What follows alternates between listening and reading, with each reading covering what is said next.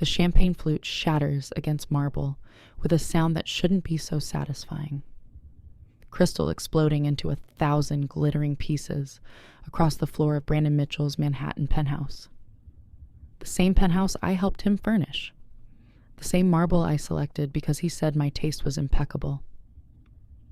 "You're overreacting," Brandon says, and his voice carries that patient tone he uses when he thinks I'm being emotional, when he thinks I'm being a woman about things. I'm standing in his living room, wearing the red dress he bought me for our anniversary dinner. The reservation at Perse was for 7. It's now 9:30, and I found him here instead, with her. Madison Reynolds, his colleague from the investment firm, the one he said was just a work friend, the one whose lipstick is currently smeared across his collar while her bra dangles from his bedroom doorknob like a flag of conquest. Overreacting. I repeat the word slowly, tasting its absurdity. I caught you half naked with another woman, and I'm overreacting. It's not what you think. Don't. My voice cuts through his excuse like a blade. Don't you dare insult me with that line. Madison emerges from the bedroom wearing one of Brandon's shirts, her legs bare, her expression carrying zero shame. She's beautiful in that effortless way that comes from having money and time and never having to work through university on scholarships and 3 part-time jobs. "Natalie," she says my name like we're friends meeting for lunch. "We didn't want you to find out like this." The casual cruelty of it steals my breath. 3 years. 3 years of building a life with Brandon, of supporting his career while sacrificing my own, of believing when he said he loved me despite my working class background, despite my family in Queens not understanding fine dining and European vacations. How long? I force the words past the thickness in my throat. Brandon has the decency to look uncomfortable. 6 months. 6 months. Half a year of lies, of him touching me while thinking of her, of me planning our future while he was building a different one behind my back. "I'm going to throw up," I whisper. "Natalie, wait." But I'm already moving, grabbing my purse from the couch, my hands shaking so badly I nearly drop it twice. My phone. Where's my phone? I need air. I need to not be in this room with these people who just incinerated my entire existence. The elevator ride down 40 floors feels both eternal and too short. I stab at my phone screen, pulling up my messages, my vision blurred with tears that haven't started falling yet, but are threatening to drown me. To Jessica, best friend. I hate all men, every single one. They're all lying, cheating, worthless. Send. The New York night hits me like a wall when I stumble out of the building. October air carrying that bite that cuts through thin dresses. The sounds of Manhattan after dark, taxis honking, distant sirens, the general pulse of a city that never sleeps. None of it comforts me. I need to get home. Back to my small apartment in Brooklyn. Back to safety. Back to anywhere that isn't here. My phone buzzes in my hand. Unknown. Number. Not all of us, sweetheart. I stare at the message, confusion cutting through my emotional spiral. That's not Jessica's number. That's not anyone's number I recognize. Wrong number. I sent my bitter manifesto about hating men to a complete stranger. Perfect. Because this night couldn't possibly get worse. 2. Unknown. Number. Who is this? The response comes within seconds. Unknown number. Someone who thinks you might have a story worth hearing, and someone who knows the difference between men and boys. The one who hurt you? Definitely a boy. Despite everything, the shattered relationship, the humiliation, the rage burning through my chest, something about that message makes me pause. The confidence in it, the lack of mockery. Tekfir's unknown. Number, you don't know anything about me. Unknown number. I know you're standing outside a building on 5th Avenue at 9:47 p.m. on a Thursday, crying over someone who doesn't deserve your tears. I know you're stronger than you think you are, and I know you should get somewhere safe before you do something reckless. Ice floods my veins. How does he know where I am? I spin around, scanning the street. Town cars, a few pedestrians, nothing obviously threatening, but someone is watching me. To unknown number. Are you following me? I'll call the police. Unknown number. My driver's 3 cars behind you in the black Escalade. Get in. I'll take you home. No strings, just making sure you're safe. Every self-preservation instinct I possess screams danger. Strange man. Unknown number. Watching me. Nothing about this is safe, but I look at the Escalade he mentioned. Sleek, expensive, tinted windows, and something in me, maybe the part that's tired of being careful, of being good, of playing by rules that just got me cheated on, decides to be reckless. I walk toward the vehicle. The rear door opens before I reach it.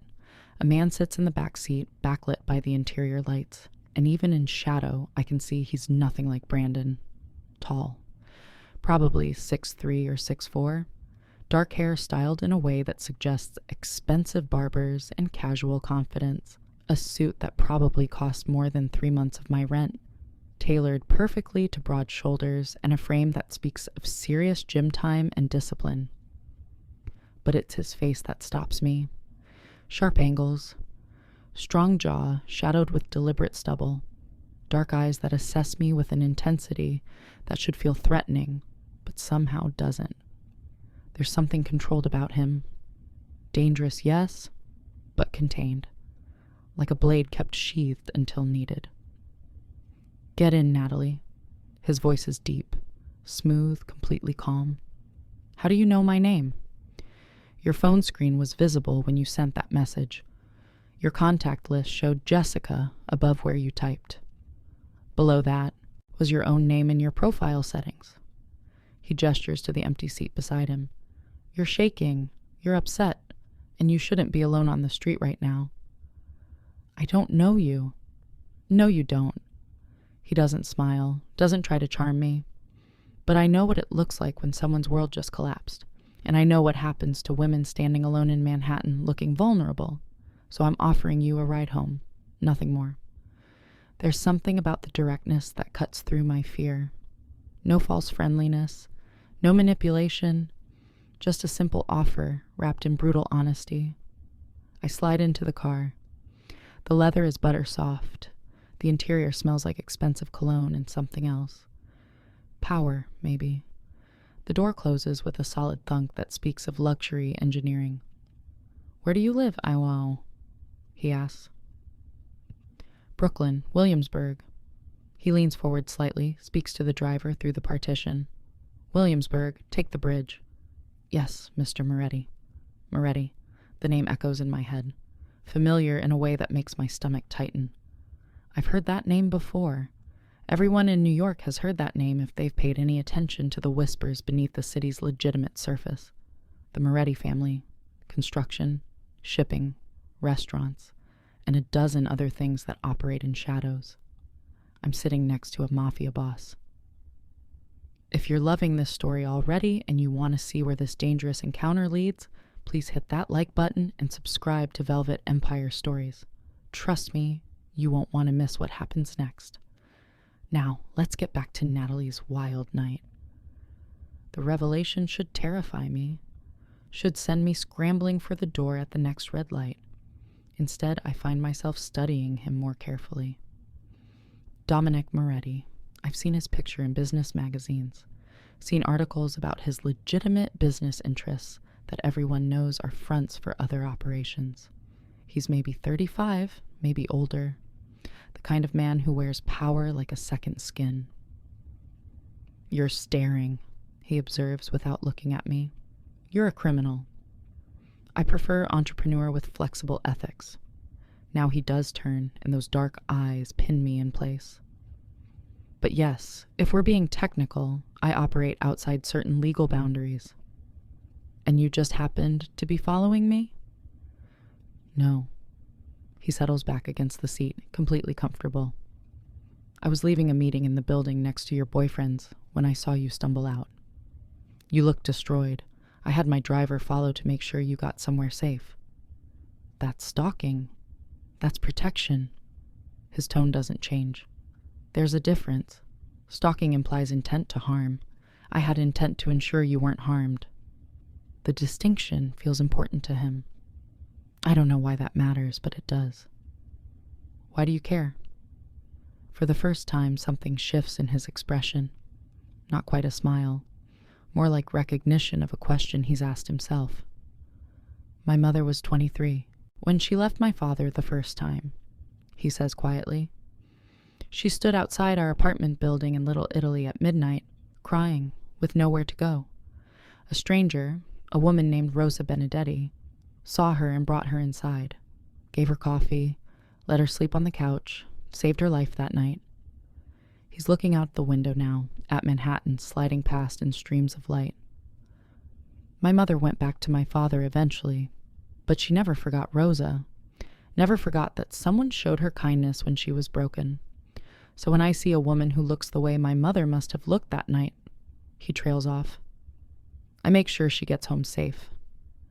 The admission hangs between us, vulnerable in a way I didn't expect from a man like him. I'm sorry about your mother. Don't be. She survived, became stronger, built a life that mattered. He turns back to me. You will too. The certainty in his voice does something strange to my chest, like he can see a future I can't even imagine right now. You don't know that. I do, actually. His gaze travels over my face, assessing. You're wearing a $300 dress, but your purse is from Target. Designer dress, practical bag. That tells me you spent money on what he wanted you to look like, not on what you needed. Your phone case is cracked, but your nails are professionally done. You invest in appearance, but not in protecting your things. And you're still wearing heels that are clearly killing you because you haven't taken them off, despite being in a safe space. I look down at my feet. He's right. My heels are agony. But I hadn't even thought to remove them. You're very observant. It's survival in my world. Read people correctly or die. He says it casually, like death is just another business risk. You're someone who sacrifices for others, who puts yourself last, who's been taught that love means making yourself smaller. Each word lands like a physical blow because they're true, all of them. Stop analyzing me. Then stop being so easy to read. But there's no cruelty in it, just fact. How long were you together? 3 years. And he was cheating for 6 months. It's not a question. He already knows. How did you... The way you reacted, specific time frame. That kind of precision comes from hearing an exact answer to a question you didn't want to ask. He shifts, angling toward me slightly. Let me guess. He works in finance, comes from money, introduced you to a world you didn't grow up in. Investment, banking, yes, and yes. And he made you feel lucky to be chosen, made you grateful for access to his life, while never quite letting you forget you weren't born into it. My throat tightens. You don't know him. I know 100 men like him, boys who inherit power and confuse it with worth, who take women like you, smart, beautiful, genuine, and try to reshape them into accessories. His voice carries contempt now. You're better off without him. You say that like it's simple. It is simple, it's just not easy. He pulls out his phone, types something quickly. What's your address? I give it to him. Watch him relay it to the driver.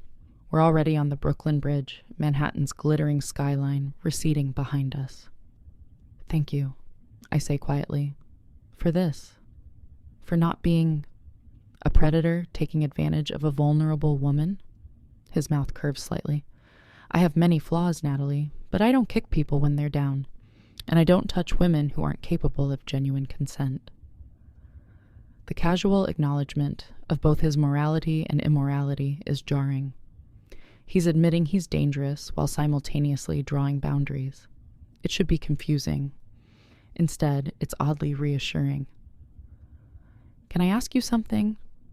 The words escape before I can stop them. You can ask. I might not answer. Why did you text back when I sent that message about hating men? You could have just ignored it. He considers the question seriously. Because I recognize something in those words. Rage, betrayal, the specific kind of pain that comes from trusting someone who didn't deserve it. He meets my eyes. And because sometimes the universe puts people in your path exactly when you need them. Maybe I needed to remember there are still people in this world who feel things deeply enough to be destroyed by betrayal. That's a strange thing to need reminding of. I live in a world where betrayal is currency and trust is weakness. Yes, it's strange, but necessary. The car pulls up outside my building, a walk-up in Williamsburg that's seen better decades. The contrast between Brandon's gleaming Fifth Avenue tower and my modest Brooklyn reality couldn't be starker. Thank you, I say again, for the ride, for everything. Natalie. He stops me before I can open the door. What you're feeling right now, the humiliation, the rage, the sense that you wasted years, it's all valid. Feel it. Process it. But don't let it define you. Easier said than done. Most important things are. He pulls out a business card from his jacket, hands it to me. Heavy cardstock, embossed lettering, just a name and a phone number. If you need anything, a reference, advice, someone to burn his apartment down, call me. I almost laugh. You'd really commit arson for a stranger? I'd commit considerably worse, for significantly less. He's not joking. But more importantly, you're not a stranger anymore. You're someone who stumbled into my path at the exact moment you needed help. That means something in my world. I take the card, slip it into my purse. Good night, Dominic Moretti. Good night, Natalie. He pauses. I don't actually know your last name. Carter. Natalie Carter. Good night, Natalie Carter. Try to get some sleep. Tomorrow will be brutal, but you'll survive it. I climb out of the Escalade, watch it pull away into Brooklyn's nighttime traffic, and I stand on my stoop holding a business card from a Mafia boss, wondering what the hell just happened to my life. Inside my apartment, I finally let myself cry. Great heaving sobs that rack my entire body. 3 years. 3 years of loving someone who was building a separate life with someone else. 3 years of believing I was building a future that was already destroyed. My phone buzzes. Unknown number, now saved, Dominic Moretti. You made it inside. Good. Lock your door. Drink water. Tomorrow, block his number and start rebuilding. You're stronger than you think. I stare at the message, at the casual dominance of someone checking on me without asking permission. It should feel invasive. Instead, it feels like someone actually cares whether I'm okay. 2, Dominic. Thank you. For tonight. For caring, Dominic. Get some rest, Natalie. Something tells me we'll talk again soon. I fall asleep clutching my phone, exhausted and heartbroken and strangely hopeful about a future I can't yet see. The next morning, I wake to my phone exploding with notifications. Instagram, Facebook, text messages from numbers I barely recognize. And when I check social media, my stomach drops. Someone filmed Brandon and Madison last night at some restaurant, kissing, laughing, looking like the perfect couple, and the caption makes my blood freeze. Investment banker Brandon Mitchell celebrates his engagement to Madison Reynolds. Congrats to the happy couple and a power couple signed to use Manhattan Elite engagement. He proposed to her, maybe even last night, while I was discovering their affair. While I was falling apart, the comments are worse. Friends, or people I thought were friends, congratulating them, asking how long they'd been together, calling them couple goals. 6 months. He cheated for 6 months, and now he's marrying her. My phone rings. Jessica. Nat, oh my God, I just saw... I know. Are you okay? Do you need me to come over? I'll call out of work. I'm fine. I lie. I need to think. Natalie, you don't sound fine. You sound like you're about to do something. I hang up. Stare at the business card still sitting on my nightstand. Dominic Moretti, a man who commits arson for strangers, who lives outside the law, who looked at me last night and saw someone worth protecting. Before I can second-guess myself, I dial his number. He answers on the second ring. Natalie. Not a question. He knows it's me. What's wrong? He proposed to her. My voice cracks. Brandon. He's marrying the woman he cheated on me with. And everyone on social media is congratulating them like I never existed. Like 3 years of my life was just erased. Silence. Then, where are you? Home. Stay there. I'm sending someone to get you. Dominic, I didn't call for... You called because you needed someone who wouldn't tell you to be the bigger person. Someone who'd validate your rage instead of telling you to move on gracefully. His voice is steel wrapped in silk. You called the right person. My driver will be there in 20 minutes. We're going to have breakfast, and then we're going to discuss exactly how you want to destroy the man who thinks he can discard you without consequences. He hangs up before I can respond. And despite everything, the heartbreak, the humiliation, the complete implosion of my life, I smile. Because for the first time in 3 years, someone is treating me like I matter, like I'm worth protecting, like my rage is justified and my pain deserves acknowledgement. 20 minutes later, I'm dressed in jeans and a sweater, minimal makeup, my hair in a messy bun. The Escalade is waiting. A different driver this time. Older, professional. He opens the door without a word. I slide in to find Dominic waiting. He's dressed more casually than last night. Dark jeans, a black button-down, leather jacket, still expensive, still commanding, but less corporate mafia boss, more dangerous guardian angel. You look like you slept badly, he observes. I slept terribly. Thanks for noticing. I always notice. He hands me a coffee. Vanilla latte extra shot. You look like someone who needs caffeine and sugar. I take it surprised. How did you... Your Instagram. You post coffee pictures, always vanilla lattes. He says it like stalking someone's social media is perfectly normal. Drink. We're going somewhere private. Where? My restaurant. It's closed for renovations, which means we can talk without interruption. The drive takes 15 minutes. We end up in Manhattan's West Village, pulling up to a building with scaffolding and construction signs. But when Dominic leads me inside, I realize the renovations are nearly complete. It's beautiful.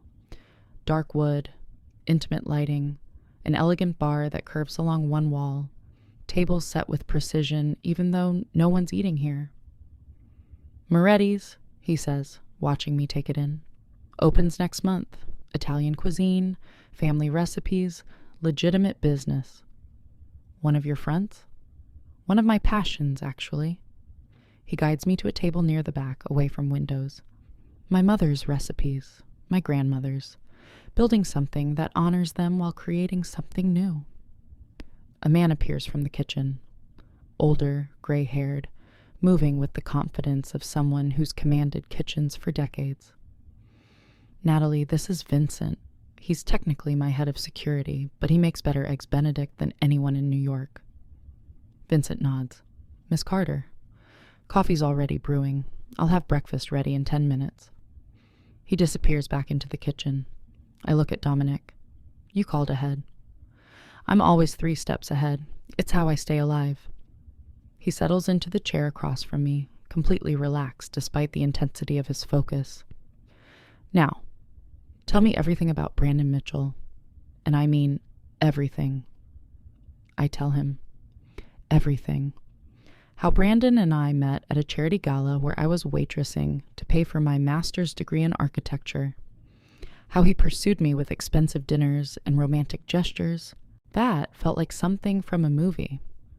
How his family never quite accepted me, the girl from Queens, whose father was a mechanic and whose mother cleaned houses. How I shaped myself to fit his world. Changed how I dressed. Learned which fork to use at formal dinners. Memorized wine regions and pretended to care about golf. How I supported his career while putting my own architectural ambitions on hold. How he said it was temporary. how temporary stretched from months to years. How I found the first evidence of his cheating 6 weeks ago, a receipt from a hotel in Connecticut when he said he was on a business trip to Boston. How I convinced myself I was paranoid. How he called me insecure when I asked about it. How last night was supposed to be our anniversary dinner. 3 years together, and instead I found him with Madison. Dominic listens without interrupting. Vincent brings food, eggs Benedict, fresh fruit, pastries that smell like heaven. I pick at the food while words pour out of me like poison I've been holding too long. When I finish, Dominic leans back, fingers steepled beneath his chin. "He stole 3 years of your life," he says quietly. "And now he's marrying the woman he cheated with while you're left to rebuild from nothing." "Yes." "And his social circle is already erasing you, pretending you never existed." "Yes. That's unacceptable." The way he says it, flat, final, like he's declaring a verdict, sends chills down my spine. "Dominic, I appreciate everything you've done, but I didn't tell you all this so you'd..." "So I'd what? Offer to help you destroy him?" He smiles, and it's not kind. "Natalie, I'm a Moretti. Vengeance is in my DNA. But more importantly, I have a proposition for you." "A proposition?" "Brandon Mitchell works for Sterling and Associates, correct? Private wealth management for Manhattan's elite." "Yes, he's a senior analyst. And he's marrying Madison Reynolds, whose father owns Reynolds Construction, which means Brandon is positioning himself to merge financial expertise with construction contracts." Dominic pulls out his phone, shows me a photo. "This is Marco DeLuca. He runs the Bertelli crime family's interests in Manhattan. Brandon has been laundering money for them through Reynolds construction projects for 8 months. I stare at the photo, at the information. "How do you know this?" "Because the Bertelli family is my competition. I know everything they do." He pockets the phone. "Brandon isn't just a cheating boyfriend. He's a criminal who's gotten sloppy. The FBI has been building a case against Reynolds Construction for 6 months. When they move, and they will move soon, everyone connected to those projects goes down. Brandon could go to prison. Brandon will absolutely go to prison, unless someone with influence decides to protect him, which I won't." He leans forward. "But here's where you come in. I need a wife." The words hang in the air like a bomb waiting to detonate. "Excuse me? I need a wife. Temporarily. 6 months, maybe a year. I'm negotiating a merger with the Russo family. Legitimate business interests, shipping contracts, construction deals. They're old school Italian. They don't trust unmarried men over 35. They think lack of family means lack of stability. So get married. To whom? Women in my world want real marriages, children, forever. I need someone who understands this is business, someone who won't fall in love with me or expect me to retire from my life." His eyes bore into mine. "Someone who wants revenge on an ex-boyfriend badly enough to become a Mafia wife for a year." My brain short circuits. "You're insane." "I'm practical. You need your life rebuilt. You need financial security. You need to watch Brandon suffer." He ticks items off on his fingers. "I'm offering you $500,000, a place to live in Manhattan, access to the kind of architectural connections that will rebuild your career in ways Brandon's crowd never could, and the satisfaction of watching your ex-boyfriend's world implode while you rise above it all. In exchange for pretending to be your wife. In exchange for actually being my wife, legally married, living together, attending events together, convincing everyone who matters that we're a legitimate couple." He pauses. "Separate bedrooms. No physical relationship unless you want one. Complete autonomy in your professional life. And when the year is up, we divorce quietly, and you walk away with money, connections, and the knowledge that Brandon Mitchell is rotting in a federal prison." It's insane. Completely insane. But there's a logic to it that cuts through my emotional chaos. Brandon gets to move on, gets to marry Madison, gets to pretend I never mattered.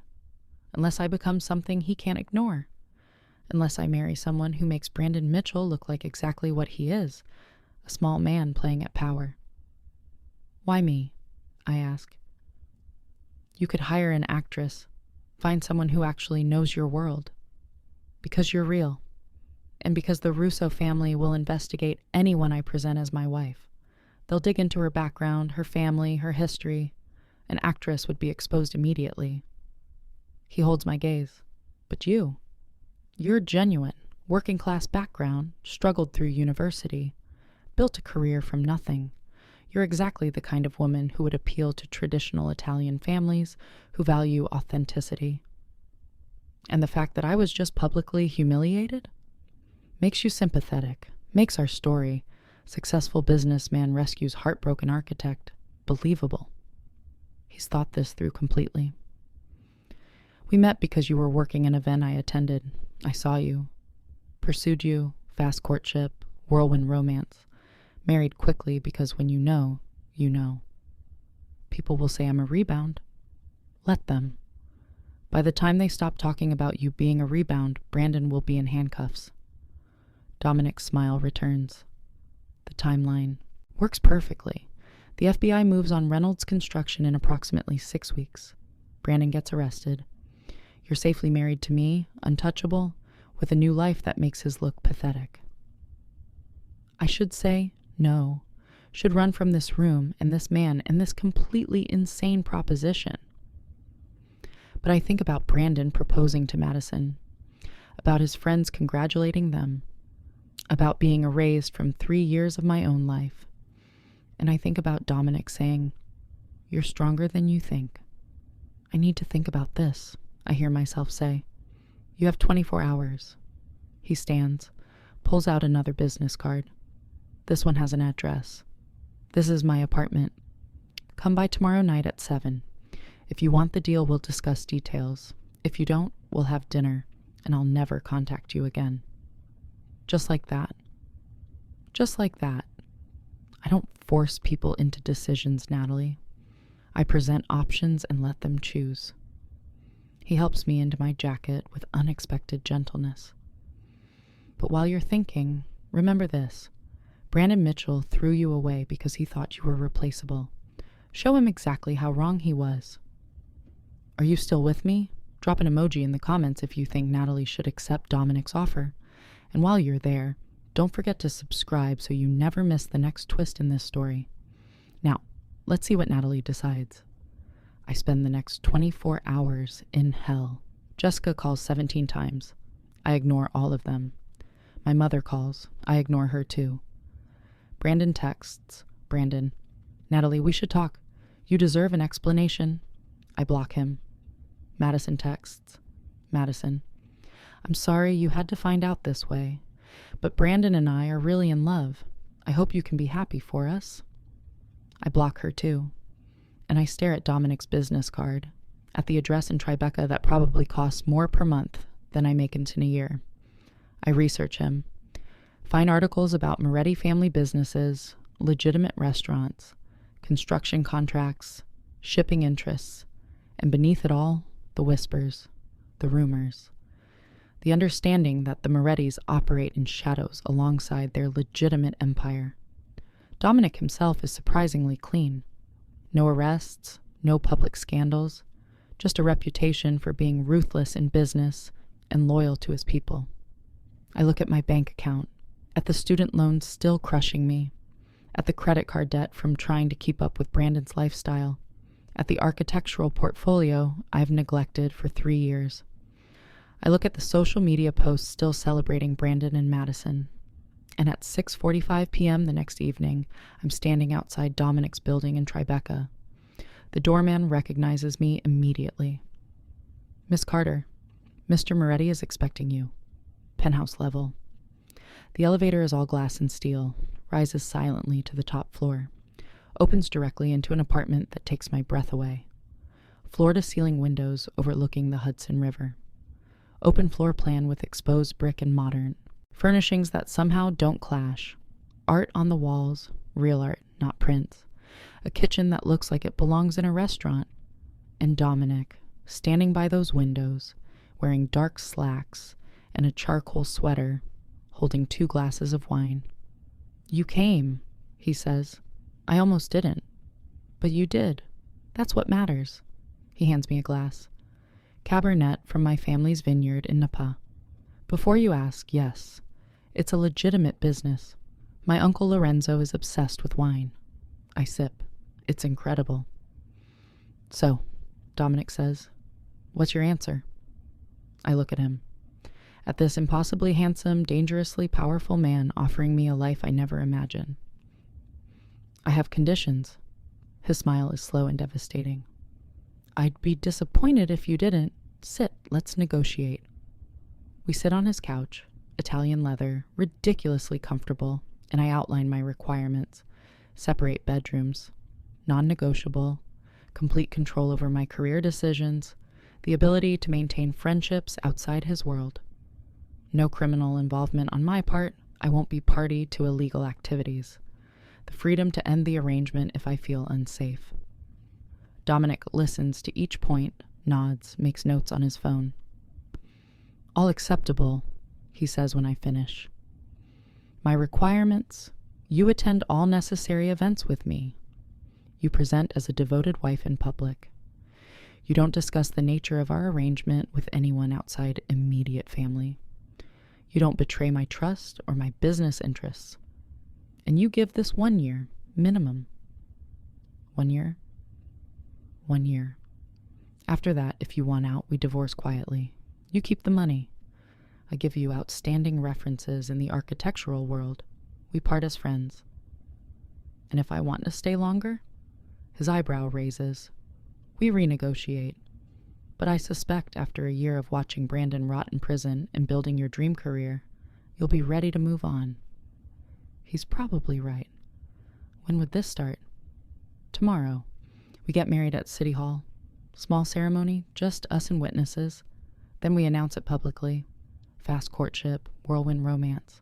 Couldn't wait to make it official. "People will think I'm crazy. People will think you moved on spectacularly." He refills my wine. "By Monday, you'll be Natalie Moretti. Brandon Mitchell's ex will be a Mafia wife. Trust me, he'll lose his mind." The satisfaction in that image is almost physical. $500,000, I say. "In writing. Contract. Already prepared." He pulls a folder from the coffee table, hands it to me. "Legal marriage contract. Financial terms. Terms of separation. Review it. Take it to a lawyer if you want. But Natalie, if you sign this, you're committed. I don't do half measures." I read through the contract. It's detailed, specific, and exactly what he promised. Protection for both of us, clear boundaries, an escape clause if either of us feels the arrangement is failing. At the bottom, there's a space for my signature. I look at Dominic, at this man who saw me broken and offered me a weapon. "Do you have a pen?" He hands me one. Expensive, heavy, the kind of pen that signs important documents. I sign, he signs, and just like that, I'm engaged to a Mafia boss. "Tomorrow at 10, he says. "City Hall. Wear something nice but not bridal. We're going for impulsive but elegant." What do I tell my family? The truth. That you met someone who made you forget Brandon ever existed. That it's fast, but it's real. They'll worry. Parents always worry. But they'll also see you happy, and that will ease their concerns. I'm not sure happy is the word for what I'm feeling. Powerful, then? Vindicated? In control. He stands, offers his hand. "Welcome to the family, Natalie Moretti."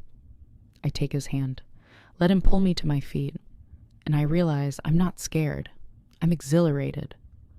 For the first time in 3 years, I'm making a choice that's entirely mine. Reckless, maybe. Dangerous, probably. But mine. The next morning, I marry Dominic Moretti at New York City Hall.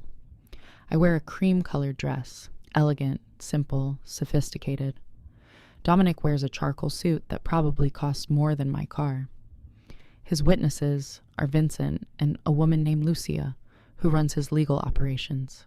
The ceremony is quick, efficient. The officiant pronounces us married, and Dominic kisses me with surprising gentleness for someone who negotiates his life like a business transaction. Act like you mean it, he murmurs against my lips. Lucia is already posting to social media. So I kiss him back, and despite everything, the practical arrangement, the revenge motivations, the complete insanity of marrying a stranger, the kiss feels real. When we separate, Lucia is smiling. Congratulations, Mr. and Mrs. Moretti. The post is live. Within an hour, half of Manhattan will know you're married. She's not wrong. By the time we're having celebratory lunch at Daniel, an actual celebration at one of New York's finest restaurants, my phone is exploding. Jessica, Natalie, what the hell? My mother, is this real? Did you really get married? Unknown numbers, old colleagues, people I haven't spoken to in years.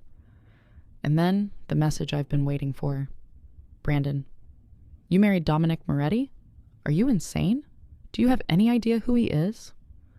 I show Dominic the message. He laughs. Actual, genuine laughter. Perfect. Exactly the reaction we wanted.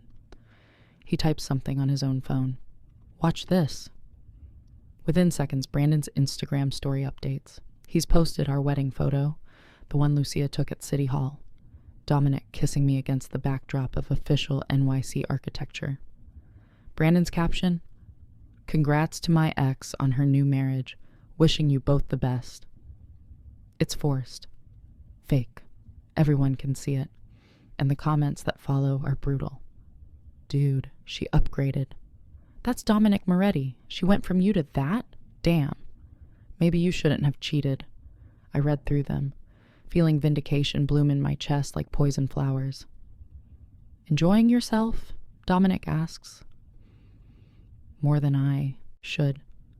There's no should in revenge, only satisfaction. He raises his wine glass. To new beginnings, Mrs. Moretti. I clink my glass against his. To destroying men who deserve it. I'll drink to that. And for the first time since finding Brandon with Madison, I smile genuinely. The next 2 weeks are a whirlwind. Dominic moves me into his Tribeca penthouse. My bedroom is the second master, huge, with its own bathroom and walk-in closet. He hires someone to retrieve my things from my Brooklyn apartment, which he pays off the lease for without asking. You're a Moretti now, he says when I protest. Morettis don't live in walk-ups with mold problems. He introduces me to his world. Business dinners where I meet construction executives and shipping magnates. Family dinners where his uncle Lorenzo immediately adopts me and starts teaching me about wine.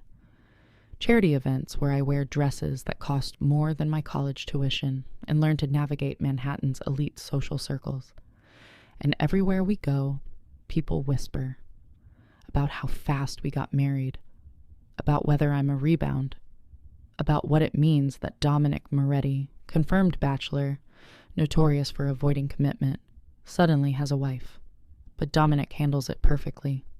His hand stays at my back. He introduces me with pride. He tells the story of how we met, a charity event, love at first sight, couldn't wait to make it official, with such conviction that even I start believing it. And slowly, I start building my career. Dominic connects me with Anderson and Pierce, one of Manhattan's top architectural firms. They're looking for a senior designer. They've heard about my work.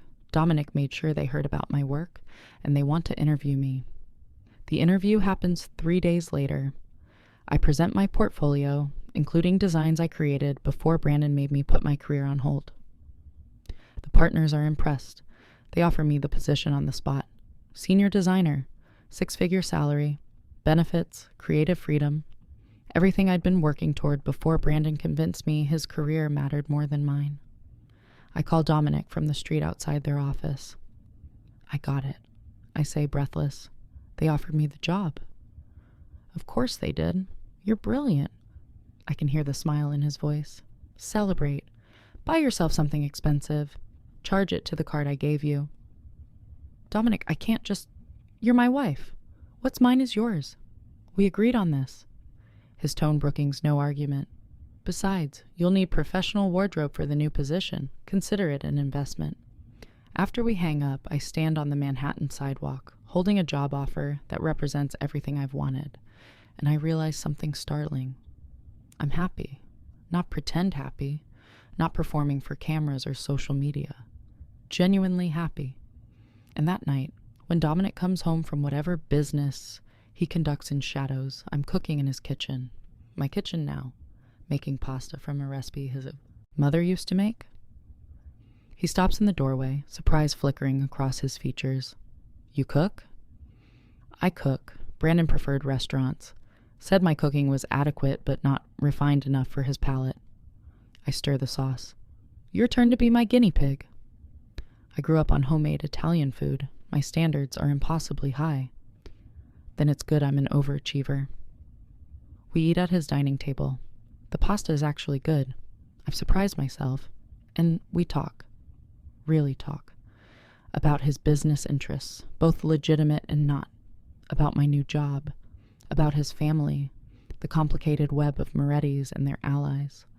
About my family back in Queens, who I need to visit soon to explain my impulsive marriage. And about Brandon. The FBI is moving faster than expected, Dominic says over wine. They'll raid Reynolds Construction within the month. Brandon will be arrested alongside Madison's father. Madison herself might avoid charges, but her family's empire will crumble. Do you feel bad? I ask.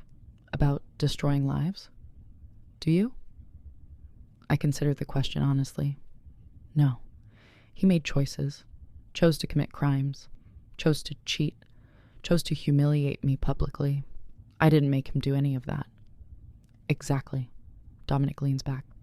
I'm simply accelerating consequences that were already coming. The FBI would have moved regardless. I just ensured the timing worked in your favor. You're terrifying. You know that? So I've been told. He smiles. But I'm terrifying in your corner. That's what matters. I'm getting emotional over here.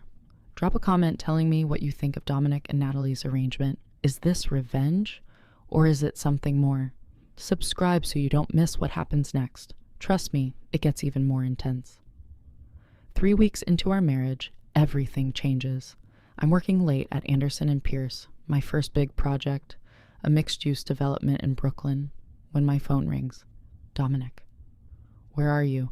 His voice is tight. Office. Working on the... Vincent is outside. Get in the car. Now. Something in his tone makes my blood ice. What's wrong? Brandon Mitchell was arrested an hour ago. The FBI raided his apartment and office, and he told them you're complicit in money laundering. The world tilts. What? He's claiming you knew about the Reynolds construction deals, that you helped him launder money through architectural contracts. It's bullshit. He's desperate, throwing anyone under the bus to save himself, but it means you need to come home immediately. I'm already grabbing my bag. Dominic, I didn't... I know, but we need to strategize, now. Vincent is waiting outside. We speed through Manhattan, and I'm calling Jessica, calling my mother, trying to process that Brandon is trying to frame me for his crimes. When I burst into the penthouse, Dominic is on the phone, speaking rapid Italian. He hangs up when he sees me. Lucia's handling it, he says immediately. Best criminal defense attorney in New York. She's already contacted the FBI, provided documentation that you've had zero contact with Brandon since the breakup, and established that you couldn't have been involved because you've been working at a different firm with no connection to Reynolds projects. But Brandon said... Brandon is lying, and prosecutors know it. They've seen this before. Desperate criminals implicating exes out of spite. He pulls me into the living room, sits me on the couch. You're safe. Legally protected. But Natalie, this means Brandon knows you married me. Knows you've moved on. And he's trying to destroy you one last time. Rage floods through me. Pure incandescent fury. I want to see him suffer, I hear myself say. I want him destroyed. Dominic's smile is cold and satisfied. Good. Because I've been waiting for you to say that. The next 24 hours are a masterclass in controlled demolition. Dominic's people, and I'm learning he has extensive people, begin dismantling Brandon's life with surgical precision. Evidence of the money laundering gets leaked to every major news outlet. Brandon's face is on the evening news, labeled a criminal, a fraud, a disgrace to Manhattan's financial district. Madison breaks off the engagement via Instagram story. Her father's company releases a statement distancing themselves from Brandon, claiming they were deceived. Brandon's firm fires him publicly. His apartment building evicts him, and through it all, Dominic keeps me informed but protected. "You don't need to dirty your hands," he says when I ask how he's orchestrating this. "That's what you have me for. I married you for revenge, but this feels personal?" "It is personal. He tried to hurt you, again, after everything." Dominic's expression hardens. "No one touches what's mine, not without consequences." The possessiveness should concern me. Instead, it feels like protection, like someone finally fighting for me instead of asking me to be smaller. 1 week later, Brandon Mitchell is indicted on 14 counts of money laundering, fraud, and conspiracy. He's facing 20 years in federal prison, and I'm at a charity gala in Manhattan wearing a custom gown, my hand in Dominic's, watching Manhattan's elite treat me like I belong. Because I'm a Moretti now, and Morettis always win. 3 months into our arrangement, something shifts. It happens gradually. Small moments that accumulate like morning light through windows. Dominic remembers how I take my coffee, starts buying specific pastries from a bakery I mentioned once in passing, asks about my day not out of obligation but genuine interest, and I find myself doing the same. Learning his routines, when he needs silence, when he needs conversation, how he takes his scotch, the way his shoulders tense when business gets complicated. We develop patterns, movie nights on Thursdays, his choice 1 week, mine the next. Sunday dinners where I cook and he pairs wine. Morning coffee together before we both disappear into our respective work. It feels less like an arrangement and more like, I don't let myself finish that thought, because this is temporary, business, revenge that happened to come with excellent benefits. But then Jessica visits. She shows up at the penthouse unannounced on a Saturday morning, takes one look at Dominic's making pancakes in the kitchen, and pulls me into my bedroom. "Nat," she says carefully, "you're in love with him. Don't be ridiculous. You look at him the way you never looked at Brandon. You light up when he comes home. You touch him constantly, his arm, his back, casual contact that screams comfort." She sits on my bed. "This stopped being fake weeks ago. Maybe it was never actually fake. It's an arrangement. Arrangements don't cook each other breakfast. Arrangements don't laugh like you two laugh. Arrangements don't look at each other like you're the center of each other's universe." "Jessica, does he know?" That stops me, because I haven't said it, haven't admitted it even to myself. But somewhere between the wedding and now, between revenge plots and Sunday dinners and Dominic defending me against Brandon's lies, I fell in love with my fake husband. "It doesn't matter," I say finally. "In 9 months, we divorce. That was the deal. Deals change. People change." Jessica squeezes my hand. "Talk to him. Maybe he feels the same way." But I can't, because what if he doesn't? What if I'm just another business transaction to him? What if admitting my feelings ruins the best thing that's happened to me in years? So I stay silent. The truth comes out in the worst possible way. 4 months into our marriage, we attend a Russo family dinner. The family Dominic is trying to impress with his stable marriage. They're traditional, old world, led by patriarch Giovanni Russo, who takes family seriously. The dinner is at their estate in Connecticut. Elegant, formal, everyone on their best behavior. And halfway through the meal, Giovanni pulls Dominic aside. I watch from across the room, see their conversation grow intense, see Dominic's expression shudder, see Giovanni gesture emphatically. When Dominic returns, his jaw is tight. "We're leaving," he says quietly. "What? Why?" "I'll explain in the car." The drive back to Manhattan is silent, tension rolling off Dominic in waves. I don't push. Just wait. Finally, as we're crossing into the city, he speaks. Giovanni knows. Ice floods my veins. Knows what? That our marriage is an arrangement. Someone talked. One of his people investigated, found records of our prenup, the business contract. Dominic's hands tighten on the steering wheel. He thinks I tried to fool him, disrespected him. The deal is off. I'm sorry. Don't be. This is my fault. I thought I could control every variable. Turns out I couldn't. What happens now? Now? He laughs bitterly. Now we continue as planned. 6 more months, then we divorce. The Russo deal is dead, but I'll survive. I always survive. Something in his tone breaks my heart. Dominic. It's fine, Natalie. This was always business. The business failed. That's how it goes. He's shutting down. Closing off. Retreating behind walls I didn't realize he'd lowered. And I realized Jessica was right. I'm in love with him. And I have to tell him. We reach the penthouse. Dominic heads straight for his study, clearly planning to bury himself in work. Dominic, wait. He stops in the doorway, doesn't turn around. This wasn't just business for me, I say to his back. Not for a long time. Now he turns. Natalie, let me finish. I cross to him, heart pounding. I married you for revenge, for money, for all the practical reasons we agreed on. But somewhere between the wedding and now, between you protecting me and making me laugh and being the first person who's ever truly seen me, I fell in love with you. Silence. Dominic stares at me like I've spoken a language he doesn't understand. You don't mean that, he says finally. I absolutely mean that. Natalie, you're confusing gratitude with don't. I close the distance between us. Don't tell me what I'm feeling. I'm 28 years old. I've been in love before. This is different. This is real. And I'm terrified because I know this wasn't the deal. But I can't keep pretending anymore. His expression is unreadable. This complicates everything. I know. We agreed this was temporary. I know. I'm a criminal. My life is dangerous. I can't offer you the normal future you deserve.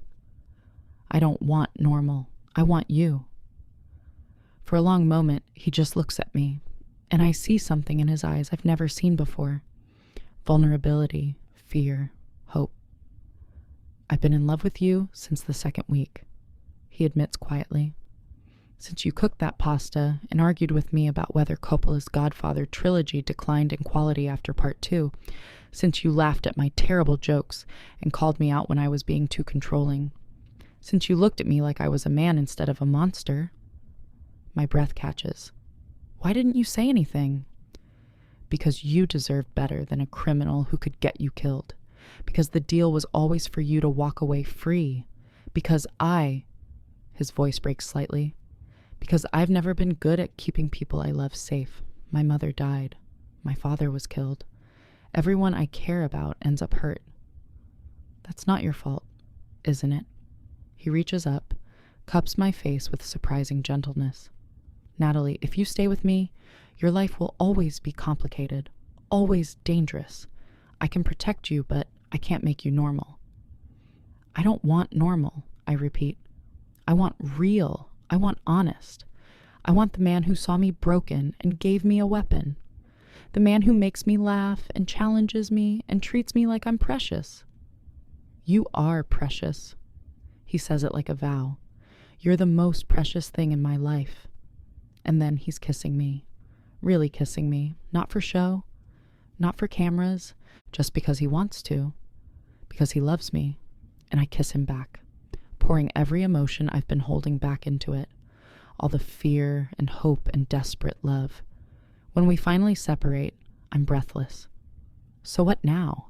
I ask. Now? He smiles. Genuine, warm, devastating. Now we renegotiate. Real marriage. No end date. For as long as you'll have me. Forever might be nice. Forever works for me. Wait until you see what happens next. If you're invested in Dominic and Natalie's story, drop a like and subscribe. We're almost at the end, and trust me, you need to see how this concludes. 6 months later, everything has changed. Brandon Mitchell pleaded guilty to avoid trial. He's serving 15 years in federal prison. Madison's father's company went bankrupt. Their engagement, obviously, is long over. And I'm standing in our Tribeca penthouse, which we've redecorated together, looking at my architectural portfolio that now includes 3 completed projects and 2 award nominations. Dominic comes up behind me, wraps his arms around my waist. Happy? He asks. Deliriously. Good. Because I have something for you. He hands me a small box. Inside is a ring. Not the simple band from our City Hall wedding. This is different. Diamonds set in platinum. Intricate. Beautiful. Real marriage gets a real ring, he says. If you'll have it. I slip it on. Perfect fit. I love you, I tell him. I love you too, Mrs. Moretti. For real this time. It was always real, I correct. We just didn't admit it. Fair point. We kiss, and I think about the woman who stood outside Brandon's building 6 months ago, heartbroken and lost. She'd never believe where she'd end up. Married to a Mafia boss. In love. Happy. Building the life she'd always wanted on her own terms. Sometimes the worst betrayal leads to the best beginning. Sometimes wrong numbers lead to right destinies. And sometimes the man you marry for revenge becomes the man you'd choose every time. Did this story touch your heart? Leave a comment telling me your favorite moment, and don't forget to subscribe to Velvet Empire Stories for more addictive romance. Next week, we have another billionaire story you won't want to miss. Until then, remember, sometimes the wrong number is exactly the right call. The end.